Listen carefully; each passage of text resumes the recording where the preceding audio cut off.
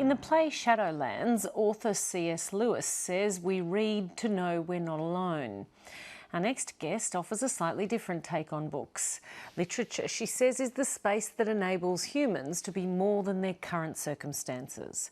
Azar Nafisi is an Iranian-born author who worked at Tehran University, where she was banned from campus after refusing to wear a headscarf and ignoring demands to stop teaching Western literature. The reason she put herself at risk and lost her job was very simple. She believes the imagination is what guards us against totalitarianism. Literature, she says, is the stuff that fires up the imagination. Her memoir, Reading Lolita in Tehran, was a global bestseller, and her latest book, The Republic of Imagination, is in part about the importance of the written word in the age of the internet. Azar Nafisi is in Australia as a guest of the US Studies Centre. She's speaking at events this weekend at the Wheeler Centre and the Sydney Opera House, and she joined me just a short time ago from Melbourne. Azar Nafisi, welcome to Lateline. Thank you very much. It's a pleasure to be here. The topic of your speech this weekend is the power of literature. What do you see as the function of literature in a society? Well, you know, I think that literature is essential not only to survival of a society, but survival of us as human beings. Ever since the dawn of mankind, people have been in order to be able to survive, they've had to know about the world. And one way of knowing about the world has been through telling the stories.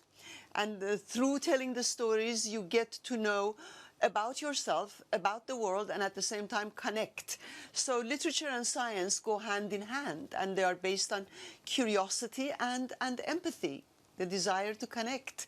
Do you think literature in any way can help solve life's big questions, global conflicts, social problems?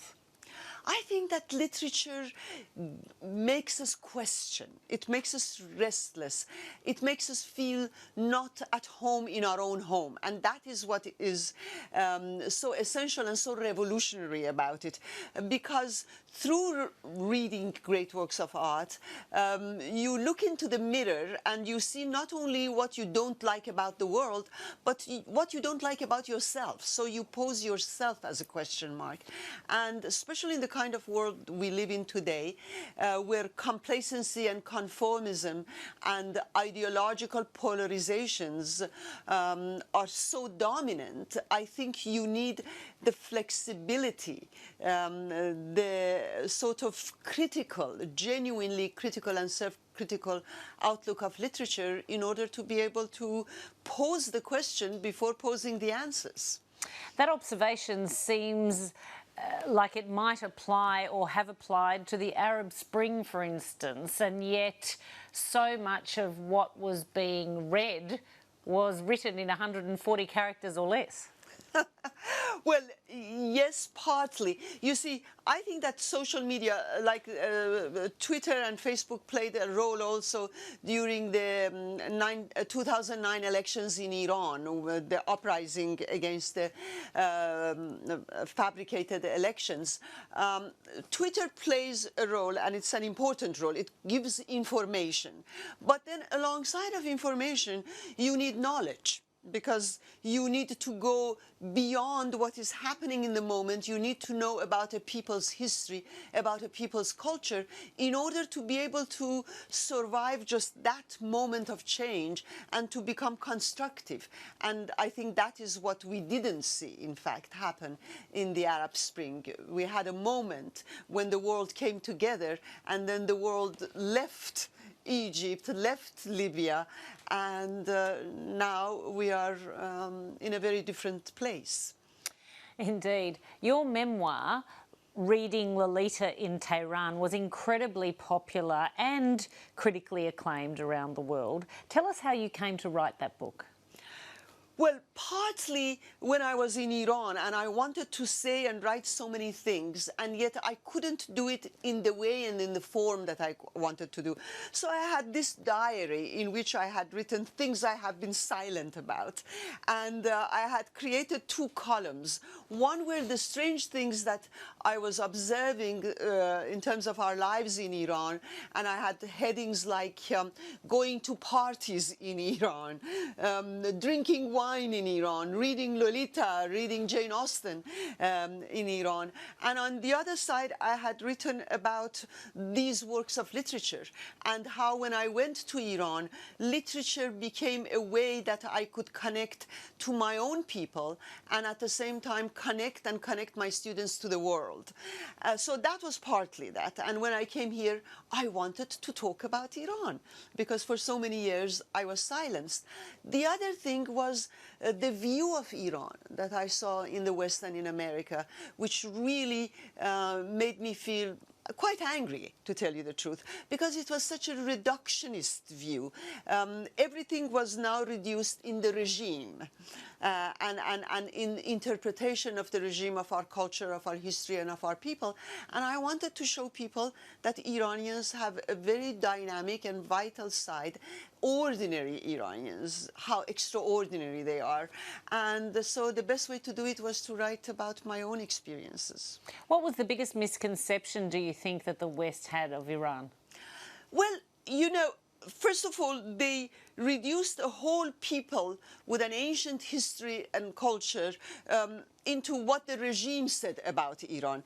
And they also reduced the religion in the process. Islam became not a religion that is interpreted in so many different ways, you know, by so many different people, but the kind of religion that the Islamic Republic or Saudi Arabia, I mean, it was reduced into Sharia laws. And what I wanted to show people was that essentially Iranian people were like the rest of us, that Iranian people also wanted to be happy. They also fell in love.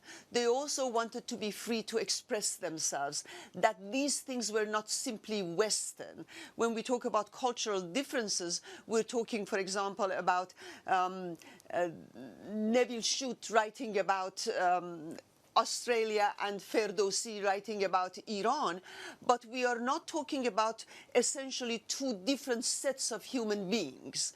And I wanted to show both the similarities and celebrate the differences. And whilst you wanted the same freedoms that existed elsewhere in the world, you didn't have them. Yes, and the whole point about it was that most of the world had forgotten what Iranian history was all about. It was very insulting to me when they would look at me the way I look. To you, or when I was complaining about the terrible laws that after the revolution they imposed on Iran. Iran's laws regarding women were amongst the most progressive, not just in the region, but in the world. We had a minister for women's affairs at the time. And the way that they were talking about was as if Iranian women wanting freedom of choice was something Western. You know, and I wanted to tell them, if you go back to Iranian history, you see that our struggle for liberation of women goes back to 1800s. And in 1800s, when American women, when Australian women, when British women were asking for their rights, they were being told that Bible says that the woman's place is at home. So that this struggle for freedom is universal. It knows neither West nor East. You were actually expelled from the University of Tehran for rejecting the laws mandating headscarves for all women. Tell us about that time of your life. Well, you know, the whole issue of headscarf, I just wanted to tell you, is not about religion, because it is about freedom of choice. And what I said at the university before I was expelled, there was a general meeting where actually the faculty quite courageously came out with their grievances and they stood up to the system. And most of them were expelled or resigned.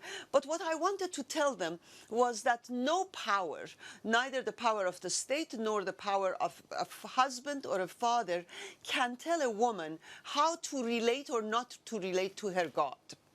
that the state cannot decide whether all women, regardless of what they believe and how they believe, should dress in a certain way or should act in a certain way. So it was mainly the freedom to be who you are, and it was not a political struggle, it was an existential one. And I think that there's a difference between the two. You say the state can't decide on behalf of a woman, but in your case they did, didn't they? I mean, you're not there anymore.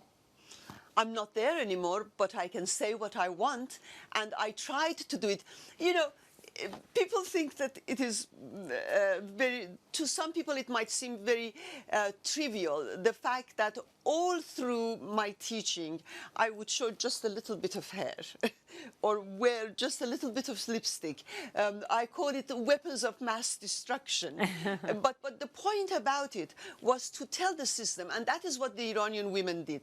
For over 30 years, they would come into the streets of Tehran and not dress properly and not act properly. And they would be jailed, they would be flogged, they come out into the streets and do it again until the regime retreated, and not the women, you know. And so I call that sort of a struggle for liberation a much deeper one than simply taking political positions on matters. Help educate us about Iran. In Australia, of course, women at the moment still struggle for the right to equal pay for equal work, for higher workforce participation, especially in the highest ranked positions, for paid maternity leave. What sort of rights are women fighting for in Iran today? Well, in Iran, the tragedy is that a lot of the rights women are fighting for are the rights that they had over 70 years ago. And the rights of Iranian women was not something that the Shah gave them so that an Ayatollah can take away from them. For example, when the Islamic regime came into power, the first thing that they did was to take away from women to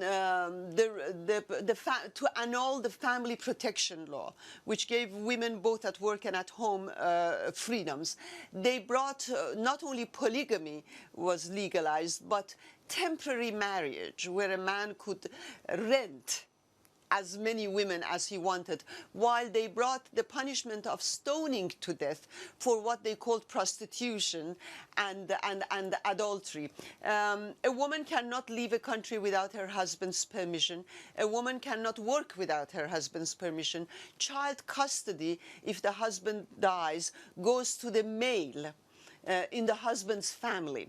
And so that, not only the freedom to appear in public the way you want to, but the freedom, for the most basic freedoms are what the Iranian women are fighting for. Also, they reduced the age of marriage for females.